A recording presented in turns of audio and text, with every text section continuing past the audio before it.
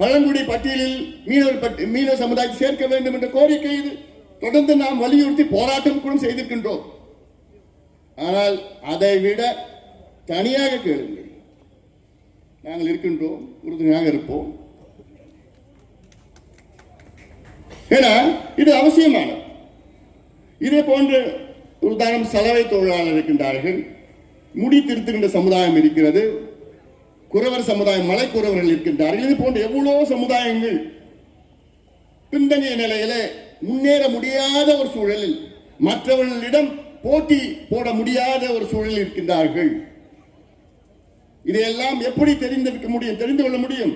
கணக்கெடுப்பு நடத்த வேண்டும். இந்த கணக்கெடுப்பு என்பது ஒரு சாதாரண ஒரு விஷயம், சாதாரண ஒரு செயல். பீகாரிலே நடத்தி முடித்தார்கள், தெலுங்கானாவிலே கிட்டத்தட்ட 2 மாதங்களில் நடத்தி முடித்தார்கள். தெலுங்கானா மாநிலம் 2 மாதம் தான். ஆந்திராவில் நடத்தி கொண்டிருக்கின்றார்கள். கர்நாடகாவில் 2 முறை நடத்தியிருக்கின்றார்கள், 2 முறை 10 ஆண்டுகள். ஒடிசாவில் நடத்தி கொண்டிருக்கின்றார்கள். தமிழ்நாட்டிலே நிதி இருக்கிறது, அதிகாரம் இருக்கிறது, அதிகாரிகள் இருக்கின்றார்கள், ஆதாரம் இருக்கிறது. ஆனால் ஸ்டாலின் அவர்களுக்கு தெம்பு கிடையாது, மனசு கிடையாது, தைரியம் கிடையாது. என்னை பொறுத்தவரை முதலமைச்சர் ஸ்டாலின் அவர்கள் சமூக நீதி பொறுத்தவரை ஒரு கோழையாக நான் பார்க்கின்றேன், ஒரு கோழையாக நான் பார்க்கின்றேன் முதலமைச்சர் ஸ்டாலின் அவர்களை.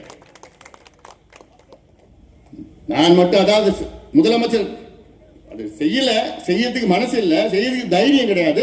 ஆனா அவர் சொல்ற பொய் என்னன்னா, எங்களுக்கு அதிகாரம் இல்லை என்று சொல்கின்ற முதலமைச்சர் ஸ்டாலின் அவர்களை தமிழக மக்கள் உங்களை மன்னிக்கவே மாட்டார்கள், மன்னிக்கவே மாட்டார்கள்.